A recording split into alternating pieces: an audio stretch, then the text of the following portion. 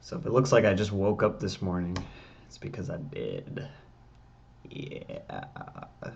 I guess this is my first video review, so go easy on me. It's my kind of a new thing. I wanted to try it out, see what was gonna happen. See how it goes. So the first movie I decided to talk about, well, since I was originally going to do like a delayed review of the Lego movie, I mean really delayed review, but I decided to do something that was a bit more fresh on my mind, so I decided to talk about Divergent. I just saw it on Friday with a group of friends. Now, here's the thing. I kind of posted a status about this on my Facebook page, but I honestly expected this movie to suck. And the reason I wanted to go with my friends to see it on Friday was because I looked at my old reviews and I realized that I have most of my movie reviews have been positive, like relatively positive, But I kind of wanted to do something that I thought was going to be just awful. I was going to try and tear into this movie. I still remember the fun of watching Stealth. Oh my God, Stealth. Does anybody remember that movie back in 2005? No? Probably for the best. So Divergent, if you don't know what it is a movie, and I feel like it's in a long line of movies to come, and it won't go away for a while, based off a book geared towards young, basically teenage girls, and it's following that Twilight trend kind of thing. And based on the trailer, I mean, seriously, if you watch the trailer, it makes no effort to hide this. The trailer looked like complete garbage from what I was like looking at. That's why I was looking forward to this so much. Was the trailer looked so terrible that I was really expecting that this was gonna suck. But I gotta say, coming out of the movie, it was actually not bad at all. Like it wasn't great. It wasn't a masterpiece of cinema or even anything phenomenal, but it was actually serviceable. It was a pretty good movie. I mean, I'm not gonna lie. I actually enjoyed my time watching the movie, and I never thought I would say that, but you know what? I did. But I'm getting a little ahead of myself. Let's talk about what the movie is really about. Now, the movie is basically talking about post-apocalyptic Chicago. Basically, there was some sort of war that happened. They sum it up in typical, you know, prologue exposition style, where there's a war. It devastated most of humanity. The only survivors are holed up in this like Chicago. I think it's Chicago. But in order to like sort of restore order and prevent the war or apocalypse or whatever from happening again, they broke themselves into 5 classes or factions based on their personality traits. So if you're like really intelligent, you're in the nerd faction. I'm just saying that's what it is. Then the farmer faction is, I guess, if you're a farmer, I don't know.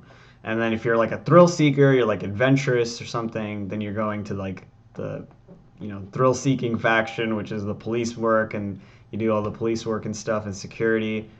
And then if you're the Samaritans, you're like basically in charge. Like they're like the volunteers that like help people out. And because they're so good, I guess they are the ethical ones. And then you got like the loudmouths, who are basically lawyers and stuff. I mean, I'm not making that up. I'm sorry for any lawyers watching this. That's what they say. They're the loudmouths, like really honest, which is kind of ironic, but they're really honest. They're really honest people. They're really honest, so they get to make the laws, I guess. Let me calm down a little bit. You're born into one of the factions, but at the age of 16, you can choose to move out of your faction if you want to. And to help you do that, you take like a test, like like a personality test, I guess. And how you react to the test determines what faction you should choose. But it's not like it's a guideline. It's not like I don't know what the purpose of it really is because you can go against it, but I guess it's to help people who are indecisive about what faction they should be in. What ends up happening now is that you have the main character Triss, and Triss is this 16 girl who just turned 16, and she's just been a normal girl living in Samaritan Town, when, at the age of 16, she's called upon to take that test. So as she's taking the test, they find out that she is a divergent, and divergents are somebody who can, I guess, incorporate all 5 of the elements of the other 5 factions that are like, so they're both, kind, they're honest, I guess, they're hardworking, and also fearless, and all that stuff. They're like all 5 of them. They can be in any faction they want to and fit in. So these are not good because they're, when you have multiple traits, I guess, when you're a complex character, oh no, that makes it hard for you to control. Complex characters are generally looked down upon in this genre of film. She has to kind of bury, she has to hide deep down that she's one of these people, because otherwise she will be executed on sight by the government, I guess. So she ends up joining she's always admired the thrill-seeking faction, the fearless one. I guess they're called Dauntless. She always has admired that faction, so she ends up joining them, and basically her training to just try to survive in this faction is the bulk of the story. There's like a government conspiracy that sort of unveils itself towards the last third of the movie, but like most of the movie is about her sort of becoming a warrior, I guess, which is actually kind of cool. First of all, let me talk about the acting. Shailene Woodley, I think that's her name. She is a very talented actress. She actually does a very good job. You can tell she gets invested in the role of Triss, and it makes it really believable that she is in this situation, and she does a good job. And that's kind of what the big separation point between this movie and a lot of the other movies in similar genres are, where they usually get like teenage actors that are sort of half-assing what they're doing. It's like Hunger Games. Jennifer Lawrence did the same sort of thing, where she does this kind of stuff, where she kind of gets into the character and it makes it a lot more believable. There's like, the other supporting cast is generally good. There's the main guy, whatever, I don't know his name, but the classic hot guy in these movies, and he does a good job too. Actually, he does a pretty good job. I wouldn't say he's as good as Shailene Woodley, but he does a good job in the movie. So it made me buy their relationship, and I kind of could get into the world. Actually, speaking of the world, the environments are very good in this movie too. Like, you get like the really pretty buildings, but they're interspersed with sort of the Inception falling limbo buildings, like the crumbling buildings it's kind of exactly like an Inception with the breaking buildings and stuff. And it's kind of cool how they utilize the environment to show kind of what used to be and what is, to show that contrast.